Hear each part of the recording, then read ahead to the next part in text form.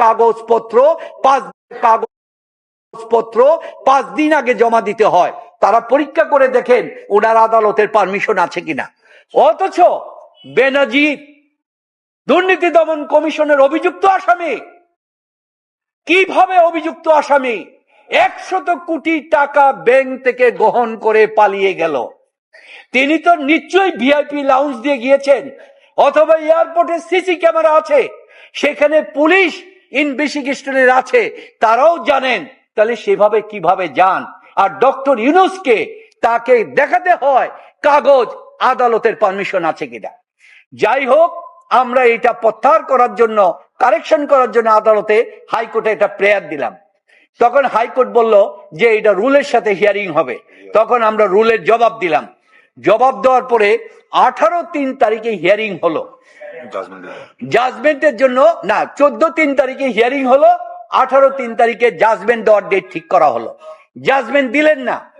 তারপরে আমরা শুনতে পেলাম দুদক পিছনের দরজায় খেলতে চায়, অর্থাৎ ডক্টর ইউনূস যেন আইনের কনস্টিটিউশনের অধিকার অনুযায়ী হাইকোর্টের রায়ের বিরুদ্ধে যেন আপিল করতে না পারে, এই জন্য গোপনে রায়টা নিতে চায়। আমাদের কলকারখানা অধিদপ্তর যে নিতে চায় যে যেদিন সেখানে ডেট তার আগের দিন।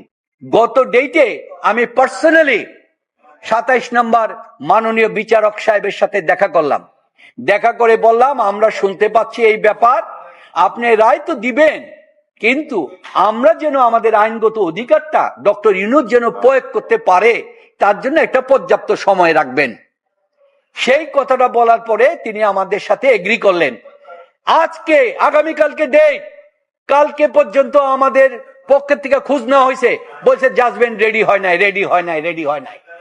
আজকে সকালে কয়েকটি টিভির মাধ্যমে, টেলিফোনের মাধ্যমে জানতে পারলাম যে 50 পাতার রায় হলো, এবং এই রায় হলো এবং বলা হলো দ্রুতপদে নিষ্পত্তি করা হোক।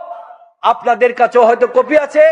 এই আমরা যে 18 তারিখে জমা দিয়েছি নকল, তার ডেটটা হচ্ছে পিসি নাম্বার 5-9-11-11/2024। এইটা যখন দিয়ে বলা হয়েছে আমাদেরকে নকল দেন, আজকে আমরা অ্যাপিলেট ডিভিশনের চেম্বার জজে যাব, তখন সেকশন বলছে আপনার পিসি খুঁজে পাওয়া যাচ্ছে না, তাই আপনি নকল পাবেন না। তাহলে ডক্টর ইউনূসের মতো লোককে হাইকোর্টে কি হয়েছে এটা দেখার কি তার অধিকার নাই?